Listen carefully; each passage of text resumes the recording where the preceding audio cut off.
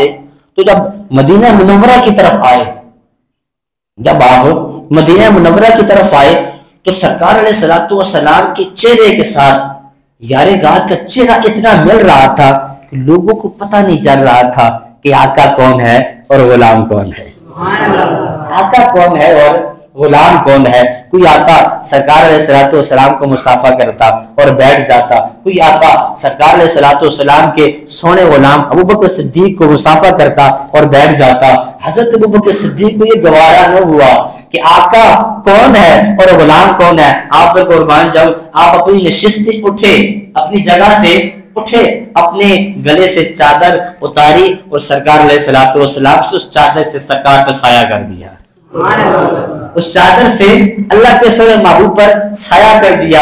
اب لوگوں کو پتہ چل گیا آقا کون ہے، غلام کون ہے۔ مفسرین کرام لکھتے ہیں کہ سرکار علیہ الصلوۃ والسلام پر ابوبکر صدیق کا وہ سایہ کرنا اللہ کو اتنا پسند آیا، اتنا پسند آیا کہ کل قیامت دن تک اللہ تبارک و تعالیٰ نے یار غار کے مزار پر گنبد خضرا کا سایہ کر دیا۔ کہا کہ جڑا غار وچ وی نالے تے مزار وچ وی نالے، جڑا غار وچ وی نالے تے مزار وچ وی نالے، محبت سارے جڑا غار وچ وی نالے تے مزار وچ وی نالے، جڑا غار نالے تے مزار وچ وی نالے۔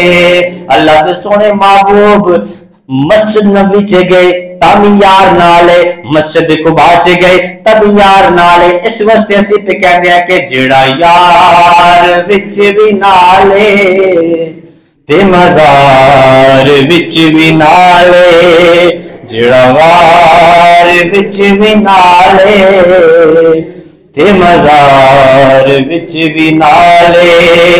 صدیق شال تیرے رتبے دی خیر ہووے، صدیق شال تیرے رتبے دی خیر ہووے۔